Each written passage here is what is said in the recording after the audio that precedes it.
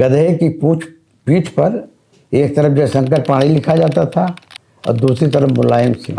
जब रथ यात्रा सोमनाथ से रथ निकला था, यूपी के अयोध्या में आना था। हाँ, और नेताजी मुख्यमंत्री थे। मुख्यमंत्री थे। मुलायम सिंह की क्या पहचान, माई यहरीन बाप पठान। तो मुलायम सिंह सांप्रदायिकता की जलती हुई आग में चट्टान की तरह खड़े थे। मुलायम सिंह ने जिस बहादुरी के साथ सांप्रदायिकता का मुकाबला किया, हिंदुस्तान के इतिहास में कोई दूसरा नेता नहीं था। बहादुर सिंह जी मुख्यमंत्री थे तो उन्होंने ताला खुलवाया। लाभ उसका भारतीय जनता पार्टी ने लिया। राम रथ यात्रा निकाली। मंडल का कमंडल, मंडल की लड़ाई कमंडल से शुरू हो गई। लाल कृष्ण आडवाणी को और मुलायम सिंह यादव के ऊपर सर कांटों का ताज था मुख्यमंत्री होना उस समय। इसके बाद जब रथ यात्रा सोमनाथ से रथ निकला था, यूपी के अयोध्या में आना था। हाँ, और नेताजी मुख्यमंत्री थे। मंत्री थे और पहली बार मुख्यमंत्री थे। चैलेंजिंग था। हाँ, और वे लोग अयोध्या में, चूंकि कांग्रेस पार्टी जो थी वो भी लाभ लेना चाहती थी जी। जब वीर बहादुर सिंह जी मुख्यमंत्री थे तो उन्होंने ताला खुलवाया। कांग्रेस की सरकार में। कांग्रेस की सरकार में ताला खुलवाया। नरेंद्र तिवारी जी जब उनके बाद मुख्यमंत्री हुए तो उन्होंने शिलान्यास करवाया कांग्रेस के मुख्यमंत्री काल में।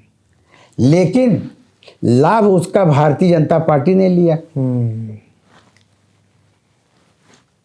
और मुलायम सिंह यादव एक ऐसे मुख्यमंत्री थे कि जिन्होंने संविधान की शपथ खाई तो कहा कि हम बाबरी मस्जिद के ढांचे की रक्षा करेंगे। और उस समय कितना अपमानित होना पड़ा था मुझे याद है। इसी फैजाबाद में गधे की पीठ पर एक तरफ जयशंकर पाणी लिखा जाता था और दूसरी तरफ मुलायम सिंह। आप यहाँ के विधायक रहे थे और समाजवादी पार्टी के नेता बाद में हो गए थे। तो कैसा लगता था अपमान आपको? तो मुलायम सिंह जी के बारे में मैं आपको बताना चाहता हूँ जी कि गधे की पीठ पर लिखा जाता था जयशंकर पांडे और मुलायम सिंह। उसकी पूंछ में कनस्तर बांधा जाता था और उसको साकेत डिग्री कॉलेज के पास से एक गूंगा था, उसको पैसा देते थे लोग। वो उसको दौड़ाता हुआ बस स्टेशन तक लाता था। जनसंघ वाले पैसा देते थे। और फिर वो बस स्टेशन से फिर पूरे शहर पर उसको दौड़ाया जाता था। हम लोगों की मूर्ति बना करके गधों पर बैठाई जाती थी, जूते की माला पहनाई जाती थी। नेताजी की और नारा लगाते हुए लोग चलते थे। नारा लगता था, मुलायम सिंह की क्या पहचान, माई यहरीन बाप पठान। तो मुलायम सिंह सांप्रदायिकता की जलती हुई आग में चट्टान की तरह खड़े थे।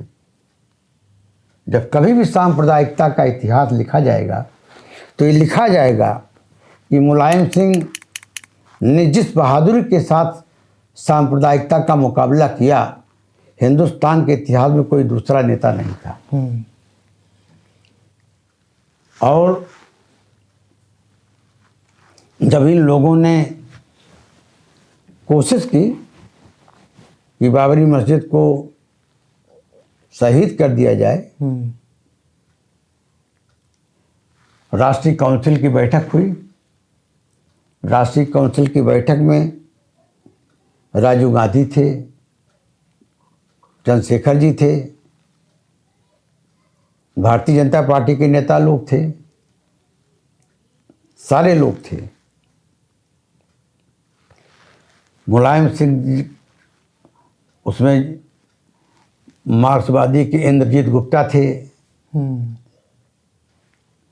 सारे लोग थे। उन्होंने कहा मदद करेंगे। राजीव गांधी ने भी आश्वासन दिया। लेकिन मदद, आखिरी लड़ाई मुलायम सिंह को लड़नी थी। बीपी सिंह अटल बिहारी वाजपेयी और आडवाणी से भी बात किए थे।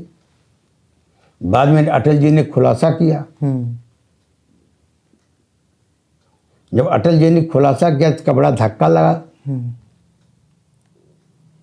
लेकिन मुलायम सिंह ने अंतिम दम तक, जब 30 तारीख को उन्होंने अल्टीमेटम दिया कि हम वहाँ पर बाबरी मस्जिद के पर इकट्ठा होंगे, लेकिन हम कोई ऐसा काम नहीं करेंगे, लेकिन उन लोगों ने हजारों की संख्या में लोग इकट्ठा हुए।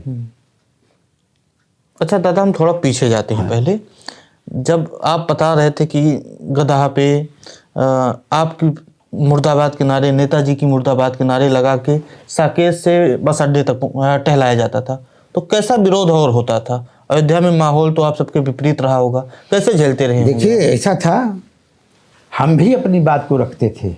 आप क्या करते थे? हम लोग भी जगह जगह मीटिंग करते थे।